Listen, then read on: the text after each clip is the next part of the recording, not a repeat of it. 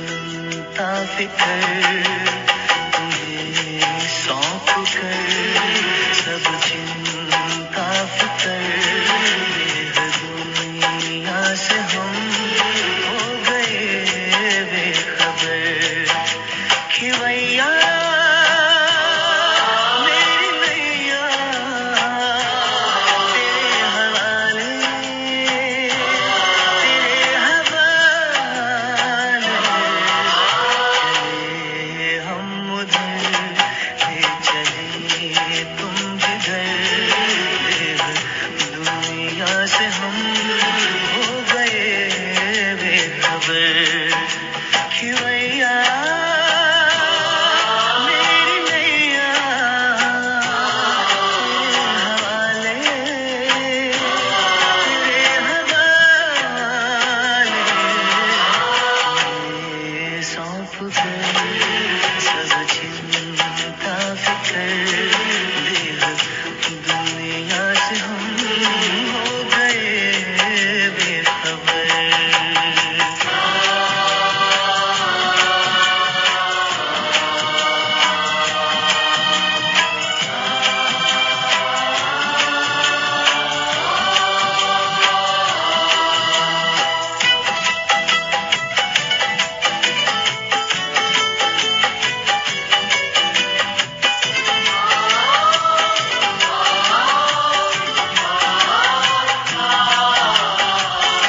सोचूं भी क्या सोचने से भी पहले बन जाते काम मेरे करने से पहले।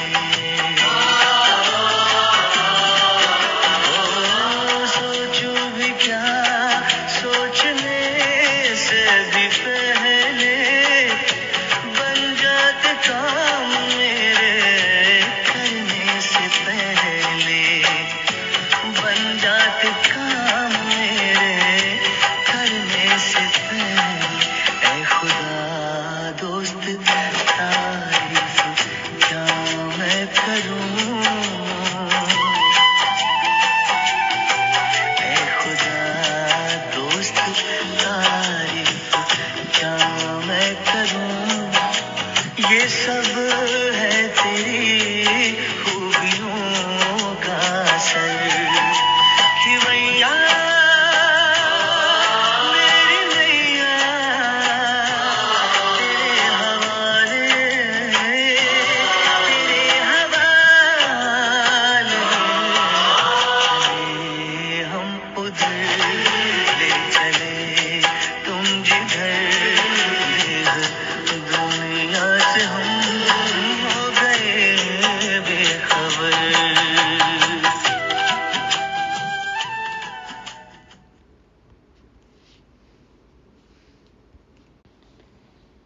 ओम शांति। शांत स्वधर्म में स्थित श्रेष्ठ तकदीरवान सम्मान देने लेने वाले बेहद के वैरागियों को गॉडली मॉर्निंग। बेहद के बाप आए हैं आज हमें बेस्ट प्राइज देने, और वो प्राइज है स्वर्ग की बादशाही। किनको मिलेगी? ट्रस्टी राज ऋषियों को, देही अभिमानी राजयोगियों को, जीते जी वानप्रस्थी बनने वालों को, औरों को आप समान बाप समान बनाने वालों को, जीते जी मरने वाले मातेले बच्चों को, देवता बनने वाले पांडवों को, सदा खिले रहने वाले ब्राह्मणों को, आदि आदि। तो क्या हम हैं ये बेस्ट प्राइज पाने के लायक? सुनेंगे 20 जून 2023 की मुरली और चेक करेंगे, फिर ऐसी प्राइज पाने के लिए लगाएंगे 20 नाखूनों का जोर। सुनते हैं क्या करना है। मीठे बच्चे, दे सहित जो कुछ भी तुम्हारा है उससे ममत्व मिटाओ, ट्रस्टी होकर रहो, इसको ही जीते जी मरना कहा जाता है। सब कुछ बाप को सौंप देना है, कोई चिंता फिक्र नहीं। बाबा है संभालने वाला। बाबा कहते हैं देह सहित जो कुछ भी है सबसे ममत्व हटाओ, और ये सब किसका है फिर? बाबा का है। ट्रस्टी होकर हमें संभालना है। बाबा कहते हैं इसको ही कहा जाता है जीते जी मरना। तो अब चेक करना है, ऐसे जीते जी हम मरे हैं। प्रश्न है, संगम युगी ब्राह्मणों का टाइटल कौन सा है? बाप द्वारा उन्हें कौन सी बेस्ट प्राइज मिलती है? उत्तर में बाबा कहते तुम संगम युगी ब्राह्मण हो, राज ऋषि राजयोगी। तुम ब्रह्मा मुख वंशावली ब्राह्मण यज्ञ की संभाल करने के निमित्त हो। तुम्हें बड़े से बड़े सेठ द्वारा बहुत बड़ी दक्षिणा मिलती है। कौन है बड़ा सेठ? बाबा। क्या दक्षिणा मिलती है? बाबा कहते स्वर्ग की बादशाही बेस्ट प्राइज है। इतनी दक्षिणा कोई दे सकता है? ऐसी प्राइज कोई दे सकता है? स्वर्ग की बादशाही। बाबा कहते हैं तुम हो संगम युगी ब्राह्मण राज ऋषि राजयोगी। हम ही हैं बाबा के द्वारा रचे हुए इस यज्ञ की संभाल करने वाले। बाबा कहते तुम निमित्त हो, इसके लिए तुमको दक्षिणा मिलती, प्राइज मिलता स्वर्ग की बादशाही। गीत बजा।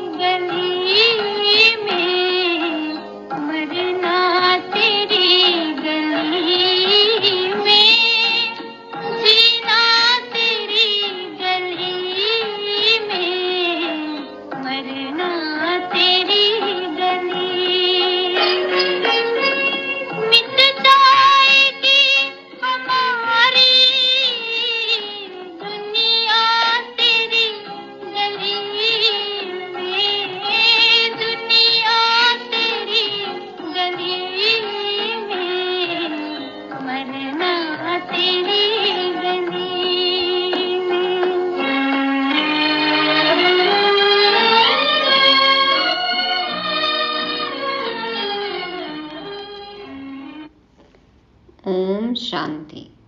बेहद का बाप बैठकर बेहद के बच्चों को जीते जी मरने की अच्छी अच्छी पॉइंट्स सुनाते हैं। बाबा कहते हैं ना कि क्यों मरना है हमें जीते जी। कई बार कहते हैं विनाश सामने खड़ा है, मौत तो सबकी होनी ही है, सतयुग आने वाला है, सब कुछ सफल करना है। तो बाबा कहते हैं कि जीते जी मरने की अच्छी अच्छी पॉइंट्स सुनाते हैं, क्यों करना है और कैसे करना है बाबा वो भी समझाते हैं। बच्चों ने गीत सुना कि जीते जी मरना है, मरना तेरी गली में, जीना तेरी गली में। अब जो कुछ भी है सब कुछ बाबा के साथ ही है। तो बाबा कहते हैं काशी में बलि चढ़ते हैं, वह तो शरीर को खत्म कर देते हैं। काशी कलवट खाते थे पहले। वह कोई ज्ञान और योग आदि नहीं सीखते हैं। यहाँ तो जीते जी बाप का बनना है। ज्ञान सुनने लिए जीते जी देह सहित सब बंधन तोड़ अपने को आत्मा समझना है। ज्ञान जो है वो सर्वोपरि हो, कुछ भी हो जाए ज्ञान तो सुनना ही है, इस ज्ञान मार्ग पर चलना ही है। तो बाबा कहते हैं कि ज्ञान सुनने लिए जीते जी देह सहित सब बंधन तोड़ अपने को आत्मा समझना है। बाप अभी आत्माओं से बात करते हैं। कैसे बात करते बाबा? क्या कहते? बच्चे अभी यह पुरानी दुनिया, पुराना शरीर सब कुछ मेरे हवाले कर दो, बस हम तो बाबा के बन गए। बाबा ने कहा और हम बाबा के बन गए। तुम जीते जी कह रहे हो हम शिव बाबा के हैं। हम अभी वानप्रस्थी प्रैक्टिकल में हैं। वह वानप्रस्थी घर छोड़ जाकर हरिद्वार में बैठते हैं। 50 साल 60 साल की आयु के बाद घर छोड़ देते हैं, तीर्थ यात्राएं करते हैं, हरिद्वार चले जाते हैं, फिर भी इस मृत्यु लोक में ही जन्म लेते हैं। बाबा कहते कि वो क्या करते हैं, हरिद्वार में जाकर बैठते, लेकिन हम प्रैक्टिकल में हैं। हम यहाँ पर वाणी से परे रहने का अभ्यास करते हैं और वाणी से परे रहने के स्थान में हमें जाना है। हम वो प्रैक्टिकल में करके दिखाते हैं। हम वानप्रस्थी बने हैं। बाबा कहते हैं वो हरिद्वार में जाकर बैठते हैं, लेकिन फिर भी जन्म उनका कहाँ होता? मृत्यु लोक में ही। और हम वानप्रस्थियों का जन्म कहाँ होगा? सतयुग में। तो बाबा कहते अभी बाप समझाते हैं कि तुमको अब इस मृत्यु लोक में जन्म नहीं मिलना है।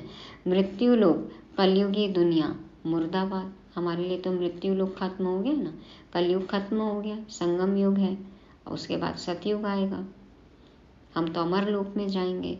तो बाबा कहते अमर लोक सतयुगी दुनिया जिंदाबाद होती है। इसलिए बाप कहते हैं रहो भल गृहस्थ व्यवहार में, सिर्फ देह सहित जो कुछ तुम्हारा है इससे ममत्व मिटाओ। कैसे मिटेगा ममत्व? सब कुछ बाबा को सौंप देना है। बाबा कहते हैं चिंता फिकर फिर कुछ भी नहीं, ममत्व मिटाओ और ट्रस्टी बनकर संभालो। समझो हम सब कुछ शिव बाबा को देते हैं, सब कुछ शिव बाबा का ही है। फिर शिव बाबा कहते हैं अच्छा ट्रस्टी होकर संभालो। समझो शिव बाबा की भंडारी से हम अपना शरीर निर्वाह करते हैं।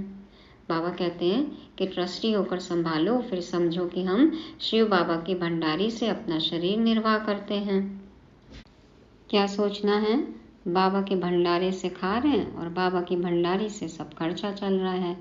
तो अज्ञान काल में भी कहते हैं ना सब कुछ परमात्मा का ही है। कहते हैं ना तन मन धन सब है तेरा, परमात्मा का ही दिया हुआ है। फिर कोई बच्चा मर जाता था तो रो लेते थे। अब बाप कहते हैं पुरानी चीज की याद भूल जाओ, पुराना सब कुछ भूलना है। क्या करें पुराना भूल के? बाबा कहते हैं एक बाप को याद करो। कौन सा बाप? जो बाप नई दुनिया के लिए नया राज्य भाग्य देते हैं। घर गृहस्थ में रहते समझो यह सब कुछ शिव बाबा का है। हम शिव बाबा के भंडारे से खाते हैं, हम श्रीमत पर चलते हैं। कहेंगे बाबा हम मोटर लेवें? तो बाबा कहते हैं हाँ बच्चे भल्लो। जो बच्चे समझते हैं सब कुछ बाबा का है तो वह राय पूछते हैं। बाबा को दे दिया सब कुछ, ट्रस्टी बन गए, तो फिर खर्चा तो पूछ के करेंगे ना। तो बाबा कहते हैं जीते जी मरना इसको कहा जाता है। भक्ति मार्ग में भी शिव बाबा के आगे बलि चढ़ते थे, परंतु यह ज्ञान नहीं था। बलि चढ़ाते खुद की भी, देखो जीव घात करते, शरीर घात करते, आत्महत्या कर लेते, जैसे कि अपने आप को बलिहार जाते। बाबा कहते हैं लेकिन ये ज्ञान नहीं था। यहाँ तो परम पिता परमात्मा बैठ ज्ञान सुनाते हैं। कितना सहज रीति 21 जन्मों के लिए वर्षा देते हैं। बाबा कहते हैं मैं कब आया था यह कोई जानते नहीं। कहते भी हैं क्राइस्ट से 3000 वर्ष पहले भारत स्वर्ग था। अब वह स्वर्ग किसने स्थापन किया? देवी देवताएं स्वर्ग में कहाँ से आए? गाते भी हैं मनुष्य से देवता किए करत न लागी वार। वह कब आए? मनुष्यों को देवता बनाए, समय नहीं लगा तो कब आए? जरूर आएंगे कलयुग के अंत और सतयुग के आदि के संगम पर। बाप कहते हैं अब तुमको मनुष्य से देवता बनाने आया हूँ। इतने ढेर पढ़ने आते हैं। देखो बाबा के बच्चे बढ़ते ही जा रहे हैं। इसमें अंधश्रद्धा की बात नहीं। अब तो सही गलत पता है ना, अंधश्रद्धा की भक्ति की तो कोई बात ही नहीं है। यह दूसरे सत्संगों मुआफिक नहीं है। सत्य बाप बैठ बच्चों को पढ़ाते हैं। बाबा ने समझाया है भक्ति मार्ग में भी बरोबर 2 बाप रहते हैं, एक जिस्म का लौकिक बाप, दूसरा आत्माओं का पारलौकिक बाप। आत्माएं उस पारलौकिक बाप को याद करती हैं, ओ गॉड फादर, भिन्न भिन्न नाम रूप से याद करती हैं। लौकिक बाप से द्वापर से लेकर जन्म बाई जन्म वर्षा लेते आए हो। अपने पिता का वर्षा तो सबको मिलता है। ऐसे तो नहीं सतयुग में भी लौकिक बाप का वर्षा लेते आए हैं। नहीं, सतयुग में जो पिता होते हैं उनका वर्षा नहीं मिलता। मिलता तो है लेकिन कैसे मिलता है? नहीं, सतयुग में जो लौकिक बाप से वर्षा लेते हैं वह इस समय की यहाँ की कमाई है। जितना पुरुषार्थ यहाँ किया, जितना जमा किया, उस अनुसार जन्म होता है, उस अनुसार मिलता है। तो बाबा कहते हैं यहाँ की कमाई है, यहाँ तुम इतनी कमाई करते हो जो 21 जन्मों के लिए वर्षा ले लेते हो। सतयुग में वर्षा तुम अभी के पुरुषार्थ से पाते हो, बेहद के बाप से बेहद का वर्षा पाते हो। बाप ही पतित दुनिया को पावन दुनिया बनाते हैं। यह लक्ष्य सोप है जिससे पवित्र बनते हैं। कैसे पतित से पावन बनते हैं? बाबा कहते हैं लक्ष्य सोप है। लक्ष्य है ना हमारे सामने, हमको देवी देवता बनना है, तो इस लक्ष्य पर चलते हम पुरुषार्थ करते हैं और पवित्र बनते हैं। बाप कहते हैं अपने को अशरीरी समझो, तुम आत्माएं कानों से सुनती हो। सतयुग त्रेता का 21 जन्मों का वर्षा अभी पारलौकिक बाप से मिलता है। फिर द्वापर से लेकर लौकिक बाप से अल्पकाल के लिए वर्षा लेते आए हो। वो आधा कल्प का वर्षा कौन देता है? बाबा देते हैं। और बाकी के आधा कल्प जो वर्षा लेते हैं वो अलग अलग शरीर के पिताओं से मिलता है। तो बाबा कहते हैं भिन्न नाम रूप देश काल से याद भल उस पारलौकिक बाप को करते हैं। आत्मा याद करती है, कहती है यह मेरा शरीर लौकिक बाप ने दिया है। तो 2 बाप हुए ना, देखो फिर भी भगवान को याद करते हैं। तो अभी तुम बच्चे जानते हो कि तीसरा बाप भी है, प्रजापिता ब्रह्मा। तुम प्रैक्टिकल में ब्रह्मा कुमार कुमारियां हो। एक लौकिक बाप, दूसरा पारलौकिक निराकारी बाप, तीसरा है यह अलौकिक बाप। प्रजापिता गाया हुआ है, परंतु मनुष्य जानते नहीं, समझते हैं ब्रह्मा तो सूक्ष्म वतनवासी है। तुम जानते हो ब्रह्मा तो साकारी बाप है। अब तुम परलोक जाने लिए तैयारी कर रहे हो। तुम जीते जी सभी वानप्रस्थी हो, वाणी से परे जाना है। बाबा कहते हैं इस समय शरीर भल छोटा हो, उम्र कुछ भी हो शरीर की, लेकिन सबको अब वाणी से परे रहने के स्थान निर्वाण धाम, शांति धाम जाना है। तो तुम जीते जी सभी वानप्रस्थी हो, वाणी से परे जाना है। यह शरीर छोड़ जाना है जरूर, मौत सबका होना है। मनुष्य वानप्रस्थ लेते हैं, साधु संत आदि से मंत्र लेते हैं, परंतु वह जानते नहीं कि यह शरीर छोड़कर हम स्वीट होम जाएंगे। यह जरूर तुम जानते हो, अभी हमको आतुर वेला होती है कि यह पुराना शरीर छोड़ हम आत्मा बाप की याद में रहने से पावन बन बाबा के पास जाएंगे। अब ये सब बातें हमें पता चल गई तो बाबा कहते हैं उतावली होती है, जिज्ञासा होती है ना, जल्दी होती है कि अब हम ये पुराना शरीर छोड़ के बाबा को याद करेंगे, आत्मा समझ के पावन बनेंगे और बाबा के पास जाएंगे, बाबा के साथ जाएंगे। तो एक्साइटमेंट है ना सबको। बाबा से 21 जन्मों के लिए वर्षा लेंगे। तो लौकिक बाप भी है, ब्रह्मा बाबा भी है, तो शिव बाबा भी है। तीनों बाप है ना बरोबर। इसमें अंधश्रद्धा की तो बात नहीं, अंधश्रद्धा की या भक्ति की तो बात ही नहीं है।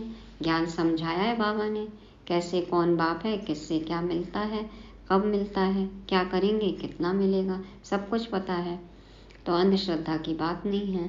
भ्रमरी विष्टा के कीड़े को ले आती है, आकर भूं भूं करती है, फिर उन कीड़ों में जो उनकी जात वाले होते हैं वह आप समान बन जाते हैं। देखो उनको भी उड़ना सिखा देती है।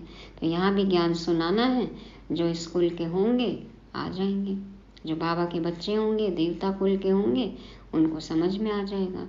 बाकी जो और जात वाले होते हैं वह सड़ जाते हैं, तो जिनको नहीं समझ में आएगा वो छोड़ के चले जाएंगे, आएंगे ही नहीं। यहाँ भी तुम्हारे पास जो आते हैं उनमें भी जो देवी देवता धर्म वाला होगा उनको अच्छी रीति समझ में आएगा, बाकी की बुद्धि में बैठेगा नहीं, कहेंगे पता नहीं क्या बोलते हैं, 3 बाप 2 बाप। तो वह है भ्रमरी और तुम हो ब्राह्मण ब्राह्मणियाँ। तुम्हारा धंधा है विषय सागर के विकारी कीड़ों को ले आकर भूं भूं करना। भौं नहीं करना, भूं भूं करना है, प्यार से समझाना है। भूं भूं क्या करना है, क्या बताना है? यह तुम्हारा पारलौकिक बाप है। बाप कहते हैं, मैं आया हूँ तुम बच्चों को वर्षा देने। हम जो भी ब्रह्मा कुमार कुमारियाँ हैं, बेहद के बाप से वर्षा ले रहे हैं, तुम भी लो। अभी जाना है निर्वाण धाम में, जहाँ से आकर पाठ बजाया है। यह बहुत जन्मों के अंत के जन्म का भी अंत है। अभी तुम अमर लोक जाने के लिए अमर कथा सुन रहे हो। ज्ञान का सागर एक ही परमपिता परमात्मा है। ब्रह्मा ज्ञान सागर व विष्णु ज्ञान सागर व शंकर ज्ञान सागर कभी नहीं कहेंगे। एक शिव बाबा ही ज्ञान का सागर है। परमात्मा की महिमा अलग है और देवताओं की महिमा अलग है। आकारी देवताओं की महिमा अलग। तो बाबा कहते हैं कि एक शिव बाबा ही ज्ञान का सागर है। ज्ञान सूर्य प्रगटा, अज्ञान अंधेर विनाश। तो ज्ञान सूर्य तो शिव बाबा है ना। बाप कहते हैं, बच्चे अब यह सारी पुरानी दुनिया कब्रिस्तान होनी है। परिस्तान की स्थापना हो रही है, जिसको स्वर्ग कहते हैं। तो यहाँ तुम आकर जीते जी मरते हो। बाबा हम आपके हैं। जीते जी मरना माना पुरानी दुनिया छोड़ दी, मन बुद्धि में अब सिर्फ बाबा है, बाबा के बन गए। आधा कल्प से तुम बाप का आह्वान करते आए हो, कहते हो बाबा हम बहुत धक्के खाते आए हैं। यह ड्रामा की भावी। धक्के मिले तभी तो यहाँ तक पहुँच गए ना।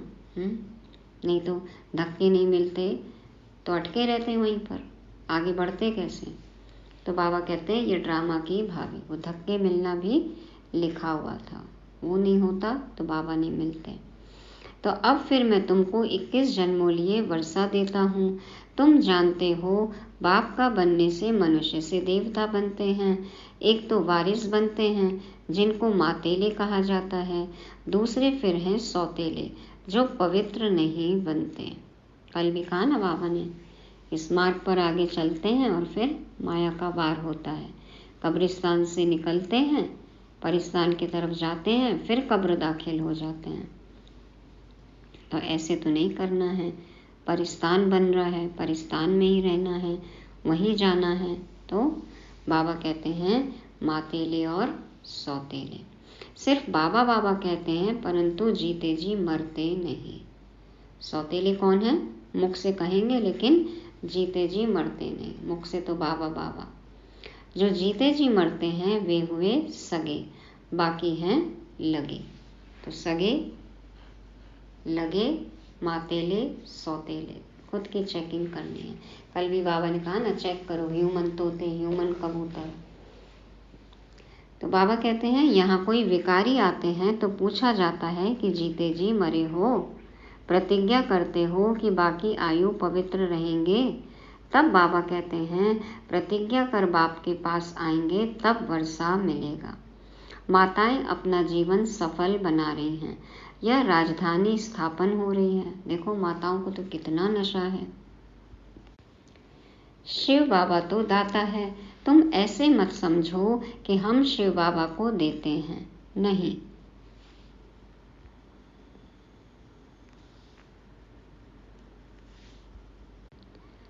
हम उनसे स्वर्ग की बादशाही का वर्षा लेते हैं।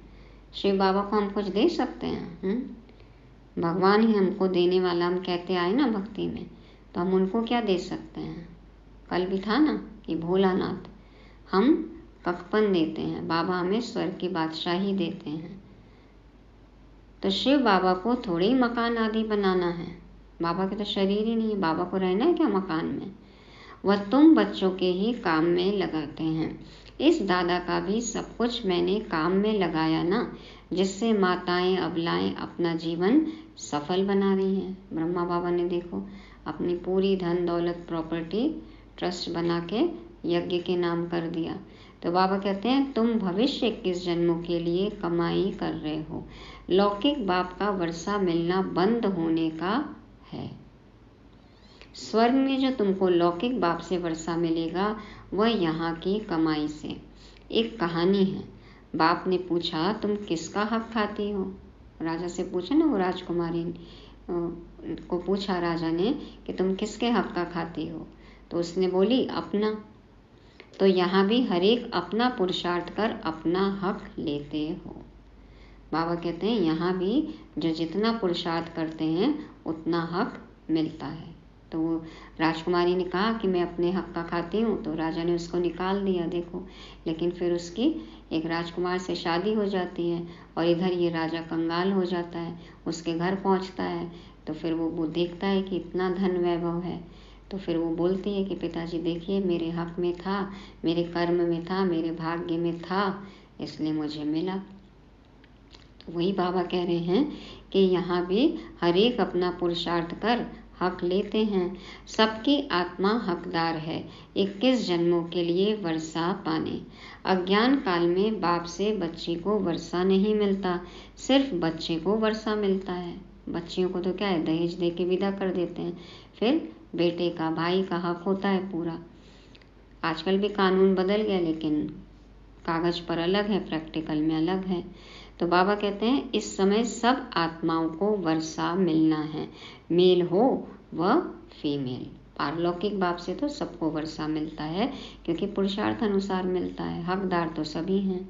गाया भी जाता है, कुमारी वह जो 21 कुल का उद्धार करे। ब्रह्मा कुमार कुमारियाँ तुम हो, तुम जानते हो कि हम भारत के मनुष्य मात्र को 21 जन्मों के लिए वर्षा दिलाने पुरुषार्थ कराते हैं श्रीमत पर। हर एक को समझाओ। अब लौकिक बाप से वर्षा लेना बंद होता है, अब पारलौकिक बाप से 21 जन्मों के लिए वर्षा मिलता है। कितनी कमाई जबरदस्त है, कितनी अच्छी बातें समझने की हैं। दिल भी होती है पुरुषार्थ करें, परंतु माया फिर तूफान में ला देती है। माया का तूफान लगने से दीवे बुझ जाते हैं। कल भी बात हुई थी ना कि योग युक्त रहेंगे तो फिर माया मुक्त हो जाएंगे, विघ्न नहीं आएंगे, निर्विघ्न होंगे। तो बाबा कहते हैं कि माया तूफान में ला देती है, माया का तूफान लगने से दीवे बुझ जाते हैं। बात बिल्कुल सहज है। अपने को आत्मा समझ बाप को याद करना है, यह है बुद्धि की बात। हमको बाप को याद करना है, शरीर का भान छोड़ देना है। तुम गुरु लोगों को याद करते हो। बहुत गुरु अपना चित्र बनाए शिष्यों को दे देते हैं, गले में डाल दो। देखो घर में भी फोटो लगाते हैं, उनके चरण का भी फोटो जो है वो भी रखते हैं, कई अपने गले में पहनते हैं। तो बाबा कहते हैं ऐसे बहुत हैं। पति का भी चित्र निकाल गुरु का डाल देते हैं। माताएं क्या करती हैं, फिर पतियों का चित्र निकाल देती हैं और गुरु जी का चित्र पहन लेती हैं, इतनी श्रद्धा हो जाती है।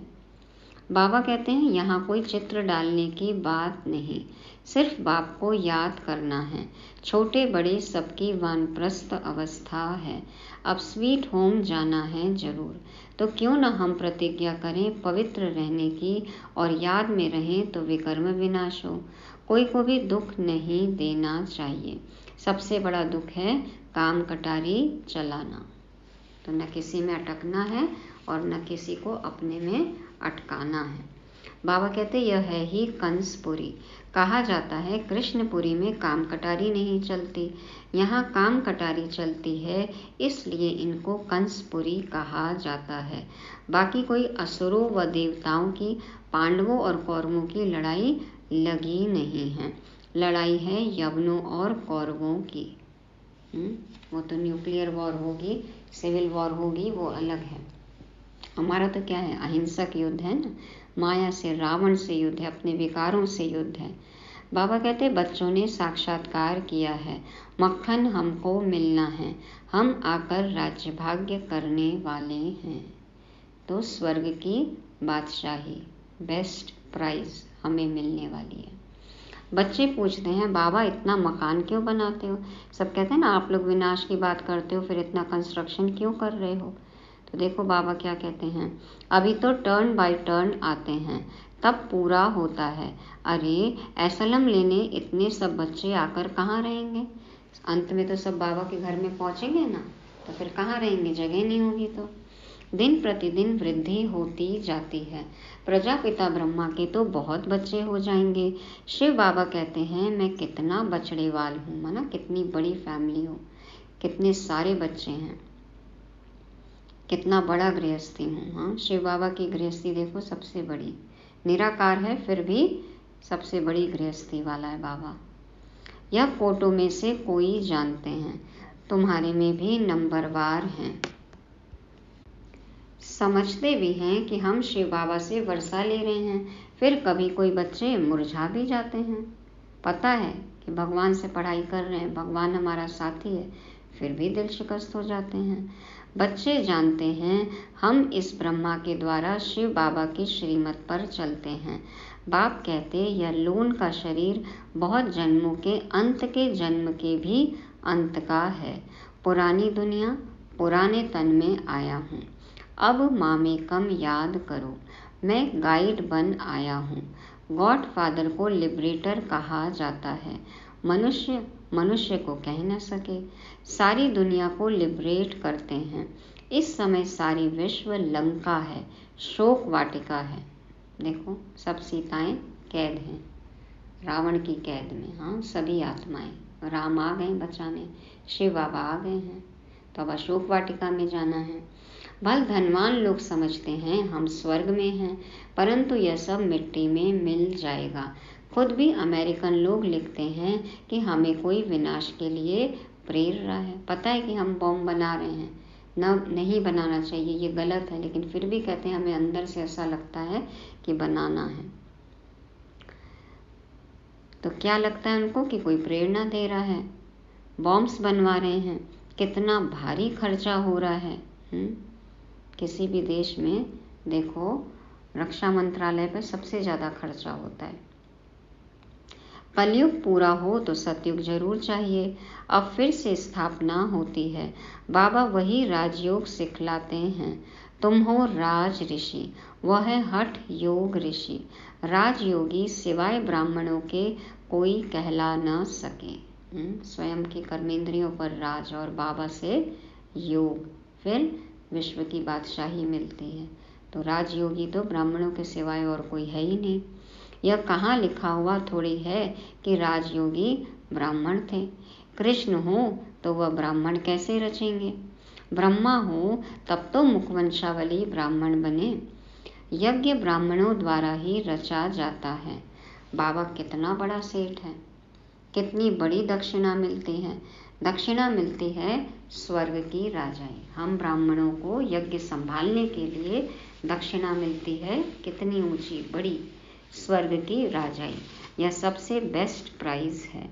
ब्राह्मण ही फिर देवता बन जाते हैं, चाहे सूर्यवंशी बनो चाहे चंद्रवंशी बनो। बाबा कहते हैं तुम पूछ सकते हो, बाबा कल अगर हमारा शरीर छूट जाए तो हम क्या पद पाएंगे? बाबा झट बता सकते हैं, लेकिन हिम्मत है पूछने की, क्योंकि हमें भी पता है कि हम क्या बनेंगे। अपना पुरुषार्थ तो पता है ना सबको। तो अभी तो समय ही थोड़ा है, शरीर छूट जाए फिर आप ज्ञान थोड़ी ले सकेंगे। छोटा बच्चा क्या समझेगा? बच्चे अभी समझते हैं कि अब कलयुग पूरा हो, सतयुग आना है। तो ये मर्जीवा जन्म है, इसी में जितना पुरुषार्थ करना है, जितना ज्ञान योग धारणा सेवा करनी है, अभी ही कर सकते हैं। जैसा वर्तमान वैसा भविष्य। अच्छा, मीठे मीठे सिकील दे बच्चों प्रति माता पिता बाप दादा का याद प्यार और गुड मॉर्निंग। रूहानी बाप की रूहानी बच्चों को नमस्ते। हम रूहानी बच्चों की रूहानी बाप दादा को याद प्यार गुड मॉर्निंग और नमस्ते। शुक्रिया बाबा, शुक्रिया।